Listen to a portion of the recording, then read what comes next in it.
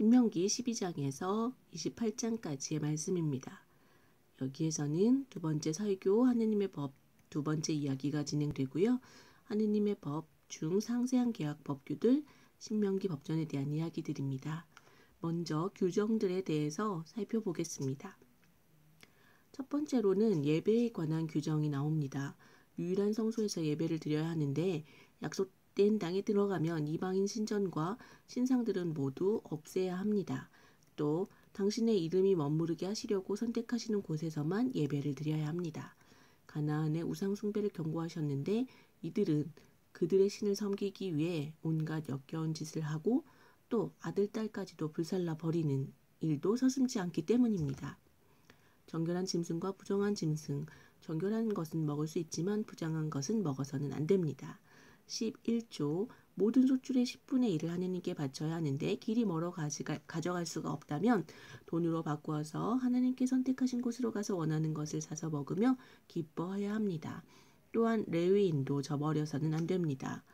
여러 가지 규정들, 빚을 탕감해 주는 해는 7해마다 빚을 탕감해 주어야 하며 가난한 이들에 대해서 손을 활짝 펴서 그들이 필요한 만큼 넉넉히 구워 주어야 합니다. 빚 때문에 종이 된 이를 놓아줄 때는 자신의 재산을 나누어서 놓아주어야 하고 혹시 그들이 주인을 너무 좋아해서 주인과 함께 머물고 싶다면 그들의 귀에 문에 대고 구멍을 뚫어서 이 표식을 해주고 이들과 함께 영원히 함께 지냅니다. 가축의 맛배의 수컷은 모두 하느님의 것인데 그 맛배 중에 흠이 있게 태어난 것, 다리를 절거나 눈이 멀었거나 하는 것들은 정결하니 부정하니 모두 함께 모여 잡아먹을 수 있습니다. 그러나 그것들의 피는 마셔서는 안 됩니다. 축제의 규정. 파스카는 축제를 거행하는 아빕달의 이래 동안 누룩 없는 빵을 먹고 파스카 양과 소를 봉헌합니다. 주간절에는 파스카 축제 후 7주간 되는 날에 자원 제물을 봉헌하며 초막절에는 축제 이래 동안 거행하는 추수감사제입니다. 이스라엘 모든 남자들은 새 축절에 하느님 앞에 나가야 하며 주님께 빈손으로 가면 안 됩니다.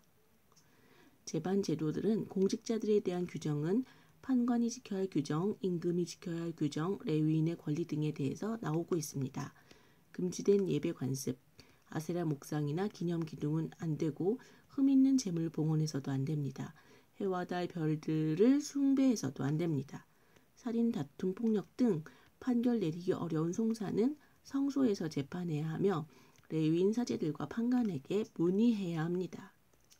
다양한 법들, 새 도피 성읍에 관한 법, 또 전쟁에 관한 법, 너희가 적과 싸우러 나가서 기마와 병거와 너희보다 수가 더 많은 군대를 보더라도 그들을 두려워해서는 안 된다. 주 너희 하느님은 너희를 위하여 적들과 싸우시러 너희와 함께 나아가셔서 너희를 구해주시는 분이시다 라고 말씀하십니다. 가족관계에 관한 법들 중에 맏아들의 권리와 불효자에 대한 규정 등이 나옵니다. 특히 고집이 세고 반항만 하며 우리 말을 듣지 않는 데다 방탕하고 술꾼입니다 라고 이 불효자들은 성문으로 원로들을 데리고 가서 말해야 하는데요.